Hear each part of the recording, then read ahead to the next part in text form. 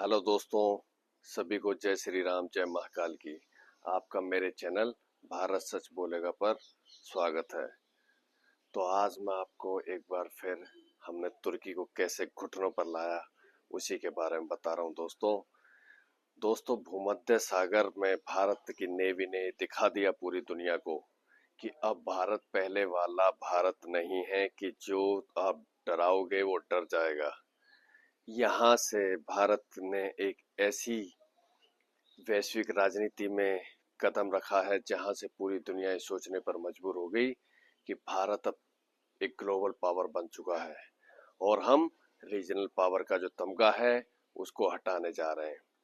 इस घटना की शुरुआत दोस्तों भारत और तुर्की के एक विवाद को लेकर हुई और उस विवाद में तुर्की अपनी चौतराट भूमध्य सागर में दिखाना चाह रहा था, जिसको भारत ने बहुत अच्छे से न्यूट्रलाइज किया।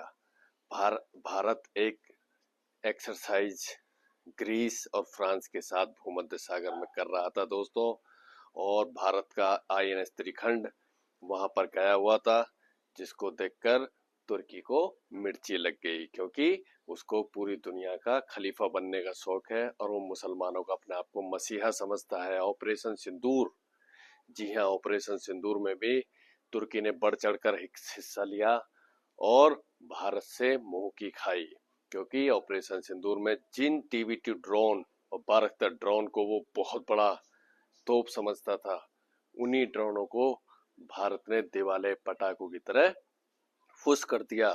क्योंकि पाकिस्तान वाले ड्रोन का इस्तेमाल नहीं करते थे तो तुर्की ने अपने सैनिक भेजे, लेकिन भारत ने नूर खान एयरबेस को उड़ा दिया, जहां पर तुर्की के सैनिक बैठे हुए थे और वो बारकतार और टीबी-2 ड्रोन को चला रहे थे। भारत ने बहुत बुरी तरीके से तुर्की को ठोका, लेकिन इस युद्ध के हमने दुनिया को सबूत नहीं दिए तो तुर्की हमारी निगाहों से बच गया। लेकिन जब उसने आईएनएस त्रिखंड को घेरने की कोशिश की, अपने 3-4 एयरक्राफ्ट भेजे और भारत पर दादागिरी करने की कोशिश की, तो भारत ने 8 घंटे का अल्टीमेटम दिया तुर्की को कि अगर तुम्हारे एयरक्राफ्ट नहीं हटे तो हम फिर अंतर्राष्ट्रीय कानूनों के तहत अपनी सेल्फ डिफेंस करेंगे और उसके बाद तुमको ऐसा सबक सिखाएंगे कि पूरी दुनिया याद रखेगी। और जैसे ही भारत ने ये चैलेंज तुर्की को दिया, तुर्की के अंदर अफरा तफरी मच गई। राष्ट्रपति अर्दोगन से लेके उनके सेना प्रमुख और उनकी खुफिया एजेंसियों में बातचीत होने लगी। लेकिन अब यहाँ सवाल ये था कि तुर्की अगर पीछे हटता है तो उसकी नाक कटती है, और अगर भारत से उलझता है तो उसको भारत की एक ऐसी नेवी का सामना करना पड़ेगा जो अत्याधुनिक है और जहां टेक्नोलॉजी जबरदस्त है। तो इस टकराव में पूरी दुनिया ने दोस्तों हिंदुस्तान की नई ताकत देखी, और जब 8 घंटे का अल्टीमेटम पूरा हुआ तो अब भारत ने अपना जलवा दिखाना शुरू किया। भारत ने सबसे पहले अपनी आर्टिफिशियल इंटेलिजेंस और अपनी टेक्नोलॉजी का जलवा पूरी दुनिया को दिखाया। हमने सबसे पहले तुर्की की गैस पाइपलाइन को उड़ाया। उड़ाने के बाद पूरे तुर्की में बिजली की किल्लत हुई और तुर्की अंधेरे में डूब गया। उसके बाद जिन बारकतार ड्रोन की एर्दोगन ने धमकी दी थी कि हम इन बारकतार ड्रोन से इंडिया पर अटैक करेंगे, लेकिन वो भूल गया कि टेक्नोलॉजी में भारत बहुत आगे निकल चुका है। और इस संघर्ष में दोस्तों पूरी दुनिया ने भारत का एक बदला हुआ रूप देखा कि भारत अब हिंद महासागर तक ही सीमित नहीं रहना चाहता, वो एक ग्लोबल पावर बन चुका है और अब उसे नजरअंदाज करना पूरी दुनिया के लिए असंभव है। यहाँ पर हमने अपने पैराट्रूपर उतारे, 4000 से 5000 हमने सैनिक उतारे और एक ऑपरेशन खामोशी के साथ भूमध्य सागर की शांत लहरों में शुरू किया। लेकिन वो ऐसा ऑपरेशन था कि भूमध्य सागर की शांत लहरों में नीचे एक ज्वालामुखी था। जी हाँ, वो ज्वालामुखी हिंदुस्तान की अपनी टेक्नोलॉजी थी। उस टेक्नोलॉजी ने तुर्की के बारकतार ड्रोन को बिल्कुल पंगु बना दिया, उनका एक्सेस अपने हाथ में ले लिया दोस्तों।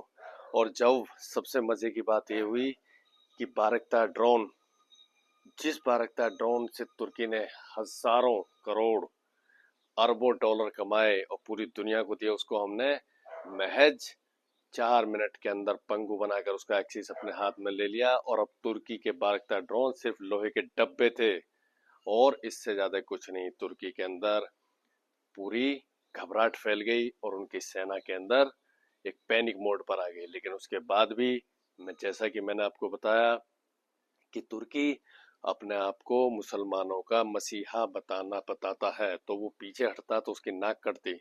और इसको पीछे से सपोर्ट दे रहे थे सऊदी अरब, यूएई और कतर।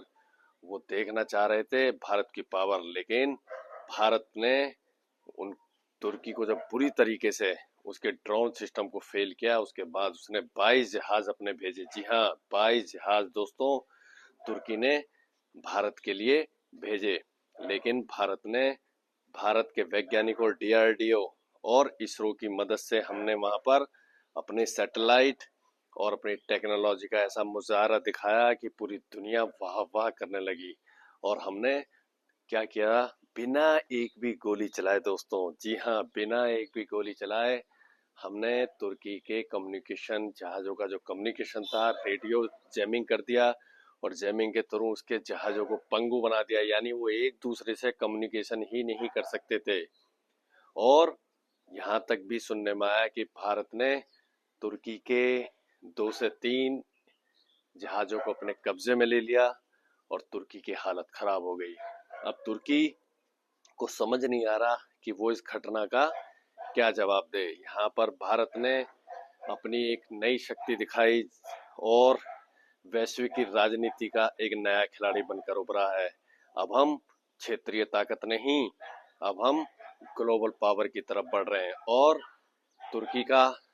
तुर्की जिसके ऊपर कूद रहा था, चीन के ऊपर, यहाँ पर चीन भी शांत बैठ गया है, क्योंकि चीन और भारत की अभी अभी दोस्ती हुई है, तो चीन इस मामले में ज्यादा पड़ना नहीं चाहता था। और यहाँ पर नाटो और यूरोप की भी सदी हुई प्रक्रिया थी। आधा यूरोप तुर्की को बचाना चाह रहा था भारत के खौफ से, और आधा यूरोप भारत के साथ था।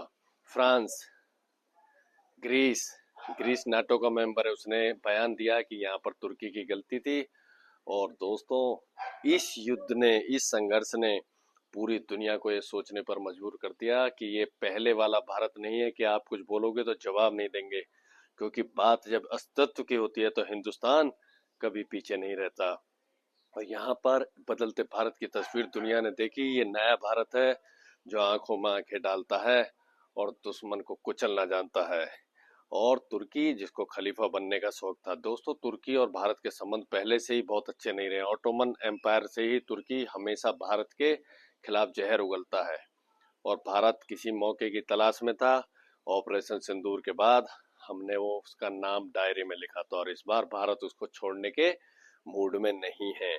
और भारत ने ये भी बता दिया कि अगर ज्यादा उड़ोगे तो तुम्हारे परों को कतरना हमें आता है। अब यहाँ पर तुर्की की इतनी बड़ी फजीयत हो चुकी है कि उसको समझ नहीं आ रहा कि वो इस संघर्ष से अपने आप को कैसे निकाले।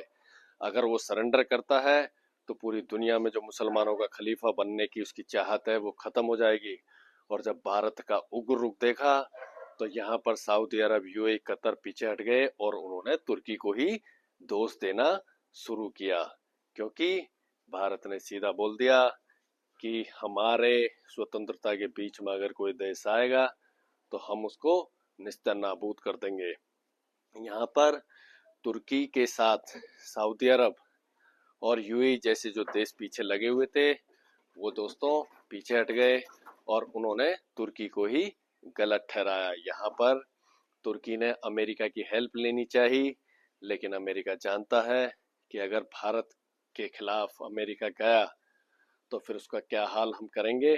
क्योंकि हिंद महासागर में हिंद महासागर में आज भी उसे चाइना को रोकने के लिए भारत की जरूरत है, क्योंकि दुनिया में और कोई देश नहीं है जो चाइना के खिलाफ खड़ा होने की हिम्मत कर सके। तो अमेरिका ने भी यहाँ पर अपना पल्ला झाड़ लिया। और सबसे मजे की बात क्या हुई कि हमने यूएन में तुर्की के खिलाफ सारे सबूत दिखाए। तुर्की ने इन सारी चीजों को छिपाने की बहुत कोशिश की, लेकिन दुनिया आजकल डिजिटल है दोस्तों। सैटेलाइट इमेज से सारी बातें पता लग गई कि तुर्की के साथ क्या क्या हुआ है, और तुर्की बहुत बुरी तरीके से यहाँ पर खींचा हुआ है। और भारत ने बोल दिया अगर इससे ज्यादा तुर्की ने कुछ किया तो हम अपनी आत्मरक्षा में तुर्की का वो हाल करेंगे कि उसकी आने वाली नस्लें याद रखेगी। अब तुर्की को समझ नहीं आ रहा कि वो छुचुंदर की तरह इस मामले को निकले।